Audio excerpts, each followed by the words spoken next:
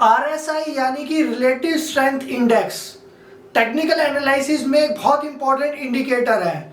बहुत सारे लोग इसको यूज़ भी करते हैं और बहुत सारे लोग इसको गलत तरीके से भी यूज़ करते हैं।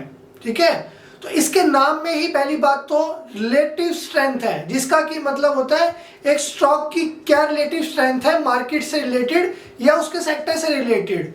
तो मैं आज आपको यही बताने वाला हूं कि इस आरएसआई इंडिकेटर को किस तरीके से यूज़ करते हैं ताकि आपको ज़्यादा से ज़्यादा बेनिफिट हो।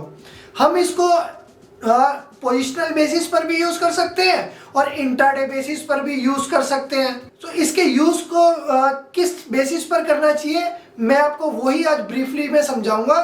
ठीक है, तो वीडियो को एंड तक देखना और अच्छा लगे तो लाइक कर देना। आरएसआई का मतलब होता है रिलेटिव स्ट्रेंथ इंडेक्स, यानी कि हमें बस एक रिलेटिव स्ट्रेंथ चेक करनी है। Relative strength in the sense कि इस शेयर की मार्केट से कितना रिलेशन है। अगर मार्केट ऊपर जा रहा है तो ये कितना ऊपर जा रहा है, और अगर मार्केट नीचे आ रहा है तो ये कितना नीचे आ रहा है। ठीक है, ये रिलेटिव स्ट्रेंथ इंडेक्स होता है। अब ये हम कैसे यूज करेंगे, कैसे यूज करना चाहिए, वो मैं आपके साथ डिस्कस करता हूँ।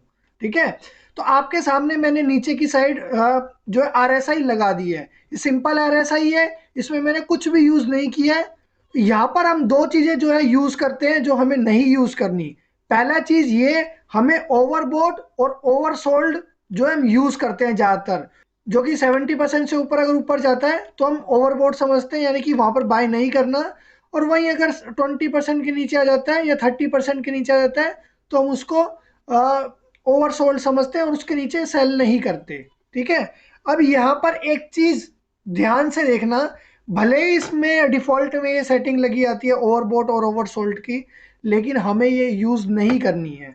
हमें क्या यूज करना है, सबसे पहली बात तो हमें इसमें रिलेटिव स्ट्रेंथ ही चेक करनी है। और वो कैसे यूज करेंगे, रिलेटिव स्ट्रेंथ चेक करने के लिए मैं डाइवर्जेंस का यूज करूंगा। मैं आपको कुछ एग्जांपल्स दिखाऊंगा जिसके आपको समझ में आ जाएगा, जिससे ठीक है कि ये इसको कैसे यूज किया जाता है एग्जैक्ट। तो यहां आप देखो, ये एक हाई है, ठीक है, ये एक हाई है और ये एक दूसरा हाई है। अब यहाँ पे क्या हो रहा है, यहाँ पर दोनों जगह पर है ना स्टॉक का हाई कट रहा है। ठीक है, स्टॉक का हाई कट रहा है, लेकिन अगर मैं रिलेटिव स्ट्रेंथ की बात करूं तो इस टाइम रिलेटिव स्ट्रेंथ था यहाँ पर कहीं, और अगर यहाँ पर रिलेटिव स्ट्रेंथ की बात करूं तो यहाँ पर था ये वाला रिलेटिव स्ट्रेंथ, ये देखो। ठीक है, तो इसका मतलब ये कहने का है कि जब पिछली बार शेयर हाई पे था और अब दोबारा हाई लग गया, लेकिन आरएसआई में क्यों हाई नहीं लगा, आरएसआई ओवरबॉट में क्यों नहीं आई। ठीक है, यही हमको स्टडी करना है। अगर ये हमने स्टडी कर लिया तो हमें समझ में आ जाएगा। ठीक है, तो अब यहाँ पर मैं आपको समझाऊंगा ये ऐसा हुआ क्यों और ये क्या हुआ। देखो, जब भी स्टॉक ऊपर चल रहा है वहां से उसने रिट्रेस किया, फिर ऊपर चला, लेकिन यहां पर आरएसआई उतनी तेजी से नहीं गया। इसका मतलब इस टाइम जो है इस शेयर की रिलेटिव स्ट्रेंथ उतनी मजबूत नहीं है, उतनी स्ट्रांग नहीं है। तो इस कंडीशन में ये हमें क्लियरली बोल रहा है कि यहां पर प्राइस भले ही जा रहा है लेकिन हमें यहां पर बाय नहीं करना है, क्योंकि रिलेटिव स्ट्रेंथ नहीं है ऊपर जाने की। ठीक है, अब यहां पर क्या हमें सेल करना है क्योंकि ये नीचे है, नहीं, अभी हमें सेल नहीं करना है। हमें सेल करना है, और वो भी मैं आपको बताऊंगा कब सेल करना है। हमें सेल तब करना है जब इसमें सेल एंट्री बनेगी, और सेल एंट्री कब बनेगी मैं आपको बताता हूँ। सबसे पहले मान लीजिए हमने इस तरीके का सिनारियो देख लिया हायर साइड पर। अभी मैं फिलहाल सेल एंट्री के लिए बता रहा हूँ। ठीक है, किसी भी शेयर में सेल कब बन सकती है, और ये डेली चार्ट है, डेली टाइम फ्रेम पे, यानी कि हमें पोजिशनल ट्रेड मिलेगी, स्विंग ट्रेड मिलेंगे। तो यहाँ पर एक जो है हाई लगा हुआ 6999 का 7000 के करीब, और यहाँ पर हाई लगा है 7400 के करीब। ठीक है, यहाँ पर जब तक शेयर चल रहा है हमें कुछ नहीं करना, हमें यहाँ पर ना बाय कॉल लेनी है ना सेल कॉल लेनी है। ठीक है, अब हमने यहाँ पर नोटिस किया कि जो है आरएसआई में डाइवर्जेंस है, यानी कि पहले शेयर जब हाई बना रहा था तो आरएसआई हाई पर थी, और अब जब शेयर हाई बना रहा है तो आरएसआई हाई पर नहीं आई। इसको बोलते हैं डाइवर्जेंस। तो अभी मुझे इसमें क्या करना है, अब मुझे इसमें ट्रेंड लाइन का, ट्रायंगल पैटर्न्स का, इन सब का यूज करना है। ठीक है, अब चाहे तो मैं इसको इस तरीके से खींच सकता हूँ, ये एक राइजिंग वेज बन जाएगा, ठीक है, राइजिंग चैनल बन जाएगा, और उसका ब्रेकडाउन हो रहा है यहाँ पर। तो यहाँ पर हम अपनी सेल एंट्री ले सकते हैं, यहाँ पर मैं अपनी सेल एंट्री ले सकता हूँ, और चाहूँ तो इस स्विंग के हाई का स्टॉप लॉस लगा सकता हूँ, क्योंकि स्विंग ट्रेड में या पोजिशनल ट्रेड में थोड़ा सा बड़ा ही स्टॉप लॉस आता है, 2-3% का नहीं आता, ठीक है। अब यहाँ पर ये मैंने क्यों लगाया, पहली बात तो ये मैंने इसलिए लगाया कि सिर्फ और सिर्फ रिलेटिव स्ट्रेंथ को देखकर कोई भी ट्रेड नहीं ले सकते, ना ही तो बाय का ना ही सेल का। वो इसलिए क्योंकि इंडिकेटर्स जो होते हैं ना, वो प्राइस एक्शन पर डिपेंड होते हैं। प्राइस पहले मूव करता है और इंडिकेटर्स जो है बाद में मूव करते हैं। इस वजह से हम जो है ये नहीं समझ सकते कि सिर्फ और सिर्फ इंडिकेटर, जो कि आरएसआई एक इंडिकेटर है, तो हम ये नहीं समझ सकते कि इंडिकेटर के बेसिस पर सिर्फ हम कोई भी ट्रेड ले लें, ठीक है। अब यहाँ पर बहुत सारे लोग ये एक चीज सोचेंगे कि यहाँ पर तो जो हमने सेल एंट्री ली उसके अगले दिन ही जो है आरएसआई तो ओवरसोल्ड जोन में आने को तैयार है, कोई बात नहीं, ठीक है, इससे कोई फर्क नहीं पड़ता। याद रखना एक चीज, मैं आपको बहुत सारे ऐसे सिनारियो दिखाऊंगा कि आरएसआई ओवरसोल्ड में है तब भी गिर रहा है, आरएसआई ओवरबोट में है तब भी चल रहा है। फॉर एग्जांपल आप यहाँ ले सकते हो, देखो आरएसआई इस पॉइंट पर, यानी कि इस कैंडल पर यहाँ पर है, ठीक है, अभी भी ओवरबोट में टिका हुआ है, धीरे धीरे लेकिन नीचे आ रहा है, तब भी शेयर जो है हाई पर हाई बना रहा है, तब यहाँ पर भी शेयर ने हाई पर हाई बनाया, ठीक है, ठीक है। तो इस चीज को याद रखना, आरएसआई के ओवरबोट और ओवरसोल्ड में होने से कोई फर्क नहीं पड़ रहा है, हमें फर्क पड़ रहा है सिर्फ और सिर्फ डाइवर्जेंस से। आरएसआई को ये गलत तरीके से यूज किया जाता है कि ओवरबोट में है ओवरसोल्ड में है, नहीं, इसको प्राइस एक्शन से, ट्रायंगल पैटर्न से, इस तरीके के चीज़ों से और डाइवर्जेंस के साथ यूज़ करेंगे तो यहाँ पे काफ़ी अच्छा हमें मूवमेंट मिल सकती है। अब यहाँ पर मैंने जो है ये ट्रायंगल पैटर्न्स या फिर ये चैनल क्यों बनाए, देखो किसी भी शेयर में मूवमेंट पकड़ने के लिए या किसी भी शेयर में मूवमेंट देखने के लिए हमें चाहिए होता है प्राइस एक्शन का मूवमेंट को पकड़ना, ठीक है। अगर हम इस मूवमेंट को पकड़ेंगे तो हमें समझ में आ जाएगा। अब यहाँ पर मैंने इस तरीके से कोशिश की है कि हायर साइड पे रेजिस्टेंस का एक चैनल बन गया और लोअर साइड पे ये सपोर्ट का एक चैनल बन गया, क्योंकि यहाँ पे देखो आप प्राइस जो है बार बार मैच हो रहा है, और अब मैं पीछे लेके जाऊंगा तो ये यहाँ पर भी कहीं ना कहीं मैच हो रहा है, ठीक है, लेकिन इतने पीछे लेके नहीं जाऊंगा मैं, ठीक है। तो इसका ब्रेक डाउन मिल गया हमें और एक अच्छी खासी क्लोजिंग मिल गई, ठीक है। अब यहाँ पर मैं एक चीज और बोलूंगा आपको, जो ध्यान से सुनना, ये कैंडल जो रेड वाली है जहां पर हमें सेल एंट्री लेनी है, ये कैंडल हमारी जो है एक्सट्रीमली बेयरिश है, और इसकी जो है मोर देन 50% बॉडी जो है वो इस राइजिंग वेज के नीचे, यानी कि इस चैनल के सपोर्ट के नीचे क्लोजिंग मिली है।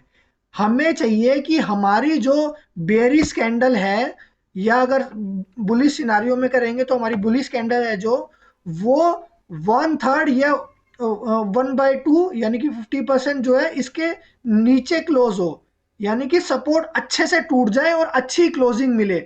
मुझे ऐसी कैंडल नहीं चाहिए जिसमें बड़ी बड़ी विक हो, विक समझ रहे हो, इस तरीके की। मुझे ऐसी कैंडल नहीं चाहिए जिसमें इस तरीके की विक हो और भले ही उसके नीचे क्लोजिंग मिल जाए, नहीं, उसमें हमें काम नहीं करना। हमें एक्सट्रीमली एक मारूबुजू कैंडल होता है ना, मारूबुजू कैंडल पे ही एंट्री लेनी है, ठीक है। और आप देख सकते हो इसके बाद ये जब से टूटा है उसके बाद भले ही थोड़ा बहुत ऊपर जाने की कोशिश की, लेकिन ट्रेंड इसका हमेशा नेगेटिव ही चल रहा है, ठीक है। अब मैं यहाँ पर आपको सेम सिनारियो में जो है बाई की एंट्री समझाने की कोशिश करूंगा कि कब बाई की एंट्री लेनी चाहिए और कब नहीं लेनी चाहिए, ठीक है। तो इसके लिए सबसे पहले एक बाई की एंट्री के लिए एक शेयर ढूंढ लेते हैं कोई, ठीक है। मारुति मैंने क्यों चूज किया, क्योंकि मुझे पता है काफी दिनों से इसमें अपसाइड का मोमेंटम आ रहा है, तो कहीं ना कहीं ये पैटर्न बना हुआ होगा, ठीक है। मैंने मारुति को नहीं देखा था। अब जब मैं मारुति को लगाता हूं तो यहाँ पर मैं एक चीज देख रहा हूं कि ये शेयर धीरे धीरे करके ऊपर आ रहा था, लेकिन यहाँ से एक डाउन साइड देखने को मिली, सीधे 8300 के आसपास से 7000, 15% के आसपास इसमें सेलिंग आई थी, ठीक है। लेकिन अब यहाँ पर क्या हो रहा है, यहाँ पर एक सिनारियो मैं आपको समझाता हूँ। ये एक लो है, ठीक है, बिल्कुल इसके पास का ही ये दूसरा लो है। एग्जैक्ट लो कभी मैच नहीं होते, ये जस्ट पास का लो है, ठीक है। यहाँ पर इसका जो RSI है इसका ये वाला है, और इसका RSI जो है ये वाला है, ठीक है। अब यहाँ पर एक चीज ध्यान से समझने की कोशिश करना आप लोग, कि यहाँ पर जो है प्राइस ऑलमोस्ट यहाँ पर सेम आ गया, ठीक है। यह थोड़ा बहुत अगर नीचे भी आता ऐसे करके तब भी कोई दिक्कत नहीं थी, ठीक है। लेकिन हमें यहाँ पर RSI में क्या देखने को मिल रहा है, हमें यहाँ पर RSI में देखने को मिल रहा है कि RSI तो नीचे ही नहीं आ रही है, यानी कि शेयर जो है ऑलमोस्ट दोबारा लो पे आ गया, लेकिन RSI ने नीचे आने का नाम ही नहीं लिया। तो ऐसा क्यों हो रहा है? पहली बात तो ऐसा इसलिए हो रहा है कि यहाँ पर जब सेलिंग आई थी तो वहाँ पर रिलेटिव स्ट्रेंथ ज़्यादा थी इसकी मार्केट के मुकाबले, यानी कि मार्केट के मुकाबले ज़्यादा गिर रहा था। अब यहाँ पर जब ये मूवमेंट आई है डाउन साइड में, तो ये यहाँ पर मार्केट के मुकाबले कम गिर रहा है। मार्केट अगर आप निफ्टी से कंपैरिजन करोगे, निफ्टी नीचे ही है, ठीक है, लेकिन ये अभी भी देखो ऊपर चल रहा है, ठीक है। अब हमने ये यहाँ क्या सीखा कि यहाँ RSI जो है ऊपर जाने का लग रहा था, पहले ही पता चल गया इस लो पर ही कि RSI तो नीचे आ ही नहीं रहा है, तो हम इसमें क्या करें, कहाँ पर एंट्री लेनी चाहिए? देखो एंट्री हमें बनानी है इसमें, कैसे एंट्री बनाएंगे? ये यहाँ पर हमें कुछ W टाइप का पैटर्न दिखाई दे रहा है, तो जैसे ही इसके W का एज पर के ऊपर क्लोजिंग होगी, हमें यहाँ पर बाय एंट्री मिल जाएगी।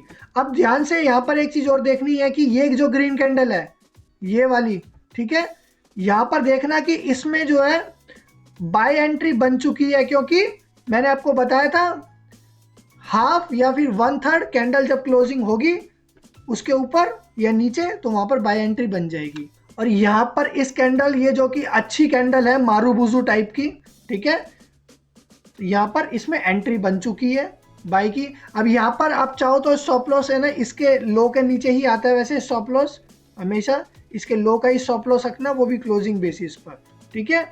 अब यहाँ पर आप अपना ट्रेलिंग स्टॉप लॉस फॉलो कर करके जो है आगे बढ़ सकते हो। अब यहाँ पर एक चीज मैंने आपको अच्छे से समझाई कि किस तरीके से एंट्री लेनी है और किस तरीके से स्टॉप लॉस लगाना है। जब हम सेलिंग की एंट्री देख रहे थे तब भी हमें सेलिंग की एंट्री में भी उसके ऊपर का ही स्टॉप लॉस लगाना था, ठीक है। इस चीज को याद रखना हमेशा कि बाइंग एंट्री कब लेनी है और सेलिंग एंट्री कब लेनी है। RSI को अच्छे से यूज करेंगे तो ये हमारे लिए बिल्कुल ब्रह्मास्त्र की तरह काम कर सकता है। तो दोस्तों, अगर वीडियो अच्छा लगा हो तो अपने सभी फ्रेंड्स के साथ शेयर करना, और अगर आप चैनल पर नए हो तो सब्सक्राइब का बटन दिख रहा होगा आपको, वो उसको प्रेस कर दो और बेल आइकन को भी प्रेस कर दो, ताकि नया कोई भी वीडियो आए और कोई भी मैं अपने स्ट्रैटेजी शेयर करूं आपके साथ तो आपको सबसे पहले पता चल जाए। Thank you very much.